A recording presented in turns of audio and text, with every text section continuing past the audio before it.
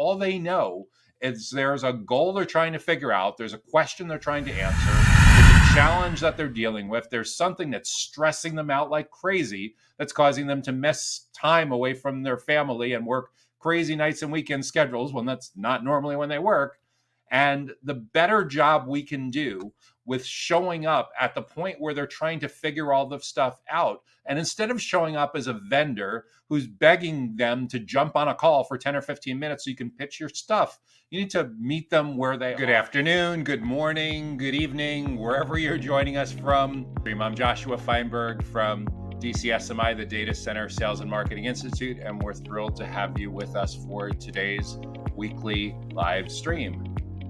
This series tackles the most pressing challenges faced by go-to-market, sales, marketing, customer success, CS, product, and channel partnerships professionals in and around the data center industry. So what's on the agenda for this week? We're going to tackle a handful of different issues. We're going to start by looking at data center lead generation, business development, and marketing best practices. Then we'll shift gears and turn our attention to how carrier-neutral data centers can reduce long sales cycles. Now, that's a huge problem in and around co-location and wholesale and edge and modular. How do we get our mind around what's going on with long sales cycles and optimize our sales process and our prospects' buying process around best practices?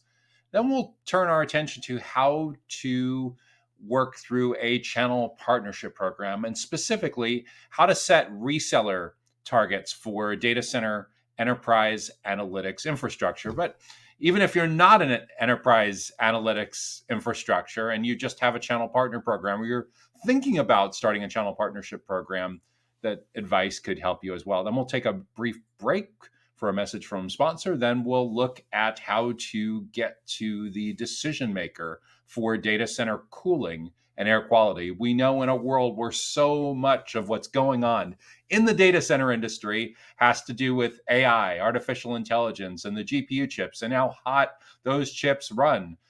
We also know there's sustainability and power grid considerations going on. Cooling and power and sustainability, air quality are all huge concerns. Then we'll look at how to go to market for network services, including carriers, OEMs, original equipment manufacturers, tower companies, and integrators, specifically in around networking and telecommunication services. And then we'll wind down today's data center go-to-market sales and marketing Q&A show with a look at identifying new data center business opportunities for industrial integration. So let's start with our first topic for today. There we go. Okay, so the first question for today is, what do we need to be thinking about for data center lead generation, business development, and marketing best practices? What's most important when it comes to lead generation, business development, and marketing best practices? Well, there's a couple things. First, we need to recognize that the way that people research and make purchase decisions in and around the data center industry is so different today than as recently as 5 or 10 years ago. 5 or 10 years ago, it was very common for most prospects to use social media and search engines and do a lot of research before they got to you, so much to the point that about half of their research and decision-making process was over before you got to meet a prospect. Like in the mid to late 2010s, CEB, the Corporate Executive Board, which is now part of Gartner, I think that the number that they came up with working together with Serious Decisions was 56%. So 56% of the buyer's journey was over before you got to meet a prospect. Gartner has more recently put that number at 83%. 83% of researching, decision-making, comparing options, evaluating pricing now happens before you get to meet a prospect. This is the self-propelled driven buying process where we run our whole lives on this, right? The smartphone being the remote control of our lives. So how do we make sure that as sales, marketing, go-to-market professionals in and around the data center industry, we can take an active role in what our prospects and future customers are doing to make their decisions? Well, we need to recognize that early on, they're not looking for our company. They may not even be looking for our solutions category yet. All they know is there's a goal they're trying to figure out, there's a question they're trying to answer, there's a challenge that they're dealing with, there's something that's stressing them out like crazy that's causing them to miss time away from their family and work crazy nights and weekend schedules when that's not normally when they work. And the better job we can do with showing up at the point where they're trying to figure all the stuff out, and instead of showing up as a vendor who's begging them to jump on a call for 10 or 15 minutes so you can pitch your stuff, you need to meet them where they are and show up as an educator, a thought leader, a subject matter expert, a trusted advisor, a teacher. And the better job we can do with shifting the context to the way that modern humans actually research and make data center related purchase decisions, the better job we're going to be with our lead generation, business development, and marketing best practices. When I work one-on-one with go-to-market teams in the data center industry, what I'm encouraging most clients to do is to think about their marketing team needing to go deeper into the buyer's journey than they've ever gone before. And I'm also conversely encouraging their sales teams to come back earlier into the buyer's journey than they ever have before. For small teams, the lines between what was traditionally a sales development rep, an SDR, and an account executive, where one was involved early and one got involved later, are largely melting away very, very rapidly, because it doesn't matter what you call it, but you better get in there early, because otherwise, by default, you're not going to be allowed into the stadium for the football match, the soccer match, the basketball game, the baseball game, till the game is 3/4 of the way over or more, 80, 90% of the way over before you get in, if you don't figure out how to get in as a teacher, a trusted advisor, a subject matter expert, as a consultant. Like the salesperson of the future, the business development person of the future, the marketer of the future, and really what's the present, that's going to be successful needs to look a lot more like a big four consultant than a traditional salesperson. In other words, the interactions that someone has with your company on a pre-sales basis before they get to sales, before they even get to that context, needs to feel so good that it feels like free consulting from a huge enterprise big four consultant firm. And when we say big four, this is like PwC, EY, KPMG, or Deloitte, these huge enterprise consulting companies that have tremendous brain share, market share, mind share in the industry, or like Gartner or Forrester, IDC, Structure Research. All these companies, 451, they all have a tremendous amount of authority, subject matter expertise. When you get to the point that your sales team, your marketing team are looked at in the same way, it is a beautiful thing. So first and foremost, if we want our lead generation, business development, and marketing campaigns, our best practices to be more effective in the buyer's journey, we need to recognize just how much the world has changed, how much our buyers have changed, and what they're actually expecting from us, as their purchase preferences are so vastly different than they were 5 or 10 years ago. So it's critical that we understand our ideal client profile, or ICP. It's even more important to understand who the key stakeholders are within that ICP, the buyer personas, a semi-fictional representation of an ideal client based on actual research and some select educated speculation. And while parents are always told not to pick a favorite child, you actually do need to pick your favorite, your prioritized buyer persona. That's how you end up with your primary buyer persona, your secondary buyer persona, maybe a tertiary buyer persona. Who is the most important stakeholder that you need to build relationships with as a trusted advisor?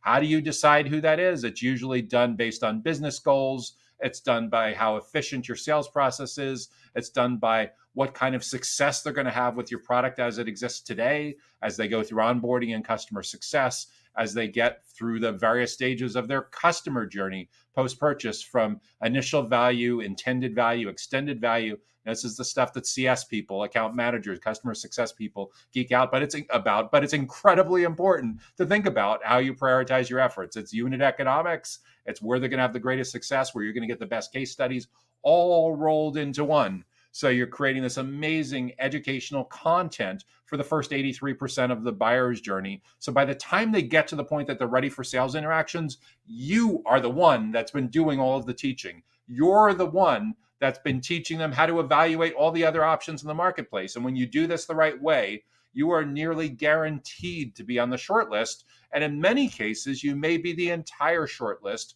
because you've effectively neutralized the competition. That's the key to best practices around business development, sales, marketing, and lead generation in the data center in today's marketplace. Next question up: how can carrier neutral data centers reduce long sales cycles? It's a fantastic question. How do we deal with long sales cycles, both with carrier neutral data centers and the data center industry at large, wider segment of the marketplace? First and foremost, we need to understand the journey that our buyers go through. Like, for example, with co-location, it's not uncommon to find clients that are on 3 or 36-month contracts. What does that mean?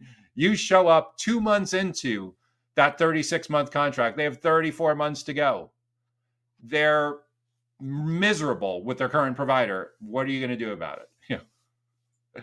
That's a business model question. But from a purely tactical standpoint, regardless of whether you're a operator like a colo or hyperscale or wholesale provider, or you're a technology company or facilities company, or you work in construction or real estate or sales and marketing in and around the data center industry, sales cycles are getting longer. Why are they getting longer? Because people are a lot more jaded. They're a lot more cynical. They're a lot more risk averse. Everything is now decision by committee. Everything. It's exceptionally rare that you're actually going to be dealing with one person. Even when you think it's one person, there's a really good chance that there's a spouse involved, or there's silent business partner involved, or there's investors that are involved. It's almost never one person anymore. So once we understand why sales cycles are getting longer, risk aversion, cynicism, skepticism, more people needing to win over, tougher alignment, what can we do to accelerate the sales process? Well, for starters, we need to be really crisp on who it is we're selling to, what they care about, and what they care about at different stages of the buyer's journey. And awareness at the beginning, consideration in the middle, and decision at the end. In the awareness stage, for a carrier neutral data center, there's a goal that somebody is trying to achieve. Interconnection, network connectivity, compute, PUE, whatever it is. There's some goals: sustainability, redundancy, backup and disaster, whatever it is. Understand their goal, their biggest objective that's top of mind on why they would potentially choose your company for carrier neutral data center services, data center space. However, it's really important to recognize that early on, they're not looking for your company. They may not even be looking for co-location. There may be something that's a leading indicator of that. So in order for us to be successful in accelerating the journey and accelerating the sales cycle, the first mindset is we don't need to get better at sales. We need to get better at guiding great prospects through their research and decision-making process, getting in there as early as possible to be seen more like a concierge, to be seen more like a Big Four consultant, a teacher, a subject matter expert. So there's actually a reason for them to want to interact with us, because by default, they don't want to interact with humans. They want to ask questions of Google, of Siri, of Alexa, of ChatGPT, of Copilot. They don't want to talk to humans anymore. So we have to work extra hard to convince them that we're one of the good guys, that we can be trusted. And the way we do that is with thought leadership, is with great educational content that reaches them where they actually are right now, not where you want them to be right at the end of the sales process, but where they actually are, and puts a ton of value into that educational and thought leadership bank account before we try to do something selfish and extract value out of that.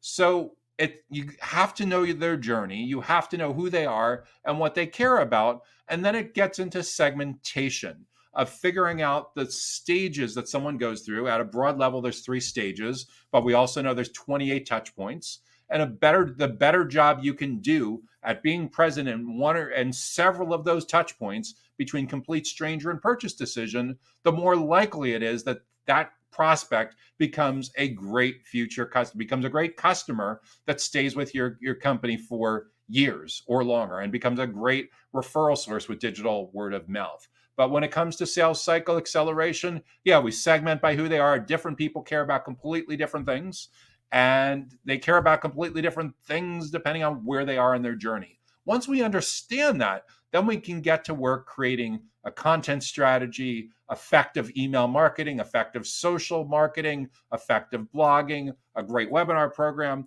If you do nothing else, then some of the most important basics, it's defining the buyer personas and what's top of mind for them, and building an email marketing program and a webinar program that's able to engage with them throughout their entire buyer's journey.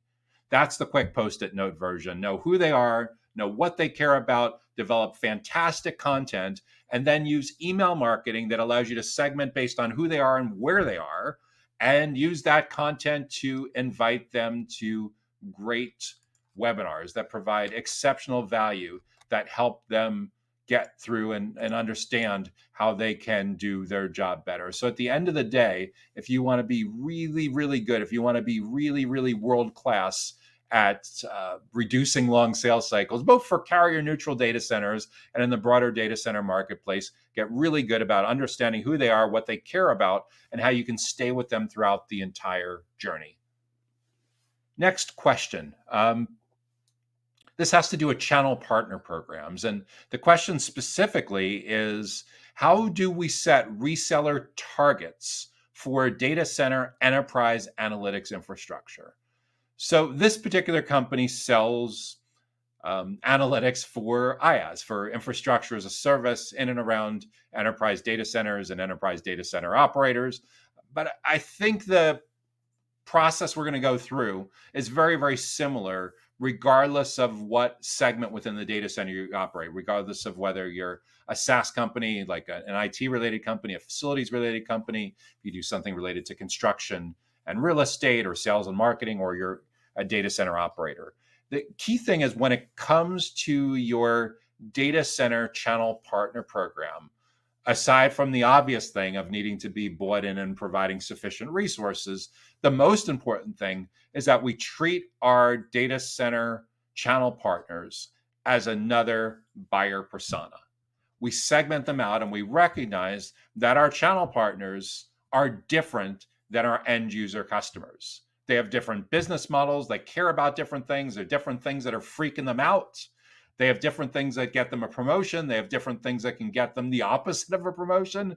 They hang out different places. They talk about different things. They're coming to you for different reasons. So first and foremost, if you want to have a great channel partner program, we recognize that they're different people. It's a different category of person, and we need to develop a different strategy for awareness and consideration and decision when it comes to channel partners. We also have to recognize that they're going to onboard differently. They're going to onboard into your company quite differently. So our onboarding, our partner enablement materials may look more like onboarding someone onto your sales team or onto your business development or marketing team or customer success team. So different person, care about different things. Once we get that underway, we're in a much more realistic position to determine what do we need to do to support those channel partners so they can be successful as an extension of our company. We also need to be incredibly realistic. I have seen a ton of companies approach channel partner programs in the last 5 or 10 years that have a complete breakdown of self-awareness of where they are in the marketplace, basically how good and strong their brand is relative to other incumbents that are out there. Early on in my career, I worked as a content provider for Microsoft's channel partner program, specifically in the small business server platform for the direct access portion of the team that was headquartered out of Redmond, Washington. And at that time, Microsoft had and still continues to have a very, very market leadership kind of position in the IT industry. And 20 years ago, when Microsoft didn't have to work hard to get people to pay attention to what it was doing because it was Microsoft. And IBM and Cisco and Red Hat None of these companies typically have to work really hard to get potential channel partners to pay attention to them. If you were at the extreme opposite end, if you don't have tens of thousands of employees and you're a relatively small company, 5, 10, 20, 50, 100, 200 employees, that's relatively new to this marketplace, the first thing you need to do is to get channel partners to be aware that you exist and educate and build trust. Until you are successful at educating and building trust with channel partners, you're not going to get very far. Why? Because most channel partners have been lied to, betrayed, screwed over, every bad connotation in the book, and they're coming to you incredibly jaded and cynical about why they should trust you. So first and foremost, just as you would with any other channel partner, with any other buyer persona, you need to figure out what is top of mind for that particular kind of integrator, managed service provider, consultancy, whatever it is, what's top of mind for their goals, what they're struggling with, and how we can be seen as a teacher, subject matter expert, trusted advisor, and consultant to the consultants. So it feels more like a big four consulting firm providing free consulting and free training than a traditional sales interaction. You are not going to be successful as a relatively unknown in your marketplace with channel partners if you don't first get those potential channel partners to trust your company. That is absolutely vital. So having a great content strategy, a great sales enablement, partner enablement, because first and foremost, we need to get them to pay attention, let them educate and build trust with those partnerships. They sign on for our channel partner program, and we need to take phenomenally good care of them. So much to the point that their onboarding feels almost as good as if they were a full-time employee of your company joining in a sales, marketing, business development, customer success kind of capacity. So if you want to be really good about setting reseller targets for growing a channel partner program, you have to first invest in the bank account. And in order to invest in the relationship bank account, recognize where they're coming from, what they care about, how you can add value to that before you even ask them to join your partner program, and be realistic that this is a marathon. You're not going to flip the switch and have perfect channel partners a couple weeks or a couple months later that are going to be knocking it out of the park with quotas and targets. It just doesn't work that way. If you want people to be full-time, loyal, 100% devoted to your company, that's called an employee. That's not a channel partner. So need to be realistic and self-aware about all of this. Recognize that you probably are going to have to work a little harder, a lot harder than Amazon or Google or Meta or IBM or Microsoft when it comes to recruiting and enabling your channel partners. So that's a great question. So many of the people that come to me in the data center space are super interested at getting a channel partner program off the ground, but it takes time and resources. A couple more questions that I want to talk about on today's show, but before we do that, just a quick message. The Data Center Go-to-Market podcast is sponsored by DCSMI, elevating the role of sales, marketing, and go-to-market GTM professionals in the growth of the data center industry. To stay informed about upcoming episodes, make sure that you subscribe to the Data Center Sales and Marketing newsletter on the DCSMI website that can be found at www.dcsmi.com. Again, that URL is www.dcsmi.com.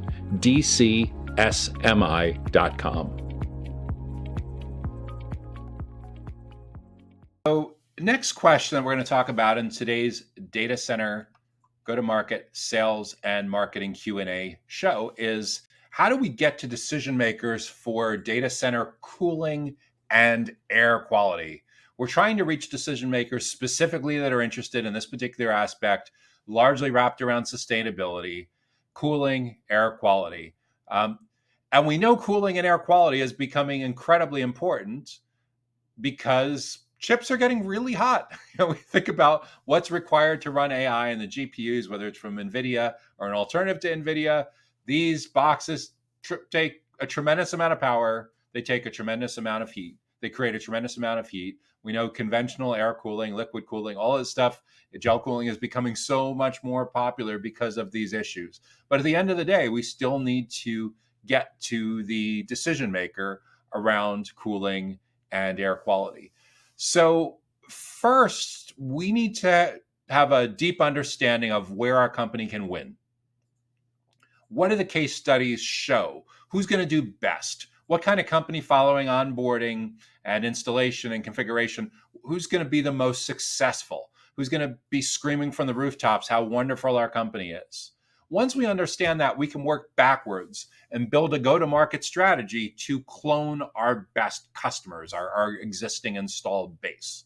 So once we know that, we'll want to set about defining our ideal client profile, or ICP. From there, we'll probably build a target account list of companies that are in the right regions with the right size and the right business model to be successful with our cooling and air quality related solutions. So once we understand the ICP, the company, once we have a list of potential companies, probably anywhere from a few dozen to a few hundred, maybe a few thousand, and that we're going to be wanting to engage with, then we build the go-to-market for them. We figure out who the personas are that we want to build a relationship with.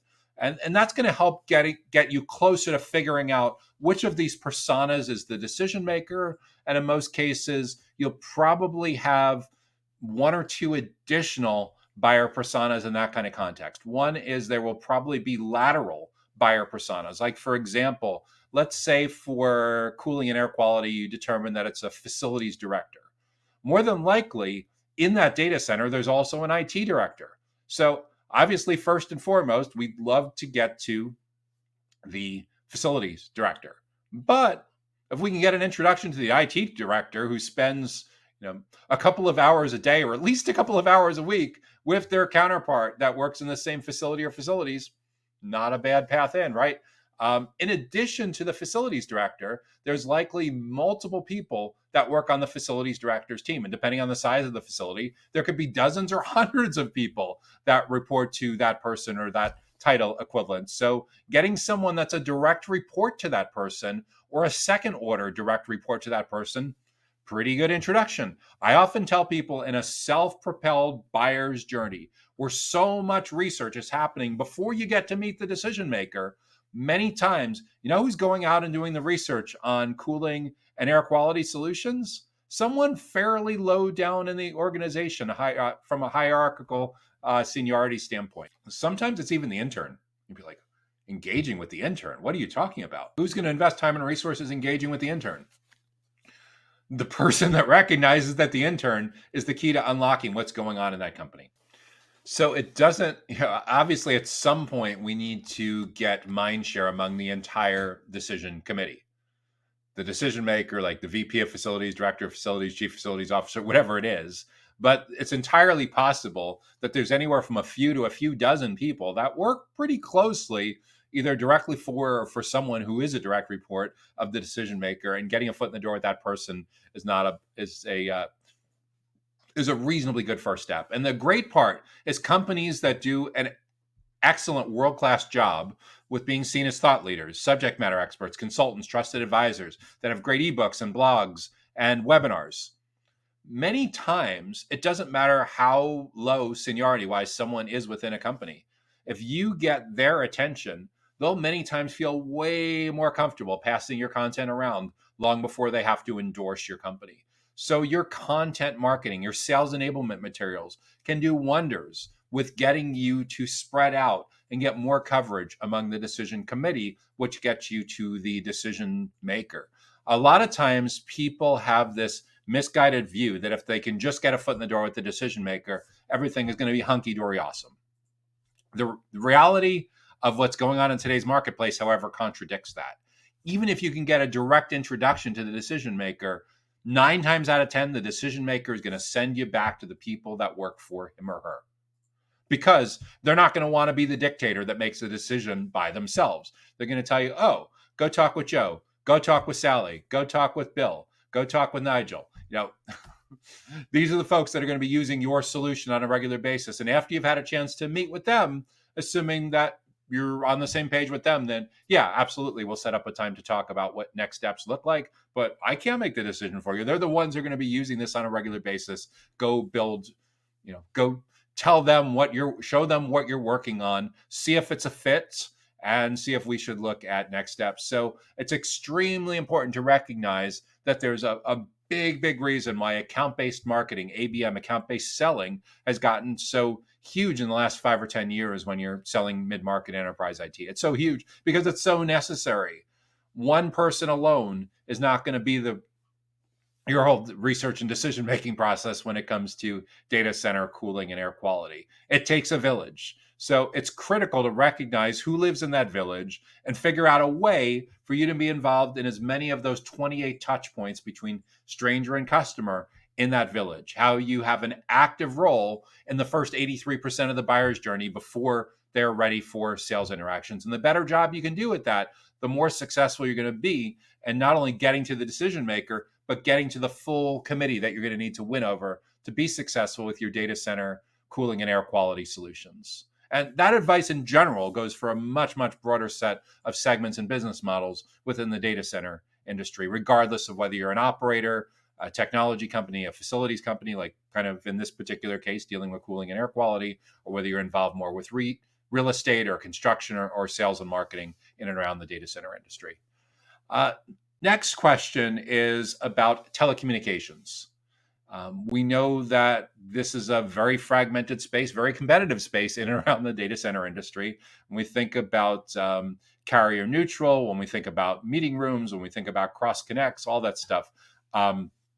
So what does go-to-market look like? What does GTM look like for telecom network services companies, including carriers, OEMs, original equipment manufacturers, tower companies, and integrators, the full ecosystem that works with telecom network services companies? I think what's extremely important for building go-to-market for telecom network services is defining your business model, where you can win today, not based on the roadmap that's 6, 12, 18 months down the road, but where you're actually able to win today. When I go to your website, what kinds of clients, what kind of solutions do you talk about? What kind of case studies are there? And then work backwards from understanding who's getting the most value from the point of onboarding, who's the most successful with your customer success, with your account management team, who expands, who's never a churn risk, who's a great source of digital word of mouth to be able to power growth in the rest of your company. And then from there, we can build an effective GTM. We can build an effective go-to-market playbook strategy to be able to get more clients like your best clients. Then we'll figure out our ideal client profile, what industries they're in, where they're located, what their company sizes are. So once we've defined the company, who are the individual stakeholders within the companies that we want to reach? So it's very likely that as you start looking more carefully at carriers, OEMs, tower companies, and integrators, that you find that you need multiple buyer personas, because the point person in each of those companies that works with a company like yours may be anywhere from a little different to a lot different. We may need a different target account list. We may need a different sales rep, a different account executive to be effective in targeting each of these segments, because they need to build relationships and do their account-based selling, account-based marketing quite differently. But first, we need to understand what business we're actually in, the job to be done. This is where, for sure, you're going to want to get together your product managers, your sales reps, your account managers, and figure out where you win best. Who do you want more of? And then working backwards from there, is it just a single ideal client profile? Do you need to segment that out a little bit? Are there different stakeholders within each of those kinds of accounts that we need to build relationship and prioritize our interactions around? But first and foremost, we need to figure out what we do, why we win, why our customers are successful, and are those reasons different depending on whether they're whether they're in carriers, whether they're OEMs, tower companies, or integrators. And we have one more question we're going to tackle on today's Data Center Go-to-Market Sales and Marketing Q&A show. Final question for today is, how do we identify new data center business opportunities for industrial integration? Industrial integration. Okay. So when it comes to our company's core strength of doing industrial integrators, more than likely you are dealing with a lot of different subcontractors and vendors on your side to integrate this all together and be a great solution for your data center clients. But we have to recognize that a big source of our value is understanding why they come to us and why they stay with us. And in order to do that, we need to understand the business that we're actually in, the job to be done, the JTBD. This is what product managers spend a ton of time on. And the concept of the job to be done was originally developed and popularized by the late Clayton Christensen, who was a professor at Harvard Business School. So once we understand what business we are actually in and the stuff that goes on behind the curtain that we're trying to shield our data center customers from, we can set about truly understanding the why, the WHY, someone comes to us and stays with us. And working backwards from there, that will help us define the kinds of companies, the kinds of people, what kinds of problems a particular enterprise or data center operator would have that lead them to need the kind of industrial integration that our company does in the first place. And what do those problems look like? How do they manifest themselves at different stages as our customers navigate a long self-propelled buyer's journey? We live in an environment now where people are more allergic to sales interaction than they've ever been before. This is the podcasts, the videos, the review sites, asking questions of Google and Alexa and Siri and ChatGPT and Copilot. This is how people are figuring out how to solve the problems in their enterprise or data center operator business. And yes, at some point, we want them to come to the conclusion to be in the solution category of industrial integration, right? However, before they get to the point of looking at your solution category, there is almost certainly a handful of different goals they're trying to figure out, a handful of different questions they have, a bunch of different challenges and things that are stressing them out, a bunch of things that are ruining their vacation, that are keeping them away from their kids' soccer games. And the better job that we can do at understanding what those issues are and how they look throughout the entire journey, the more we can develop a holistic plan of attack, a holistic go-to-market strategy that allows us to be present the whole time, not just in the final 17% of the buyer's journey.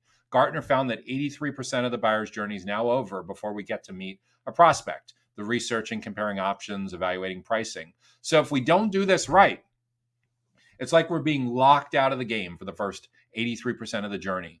And it's not like, this isn't just a minor problem. It's a huge problem because almost certainly they're going to learn from someone else. They're learning from a company that maybe directly or indirectly competes with you. They're learning from a media company, from a blogger, from a podcaster, from a conference. They're learning from a channel partner programs, investments in content marketing and sales enablement and thought leadership, but they're learning from someone.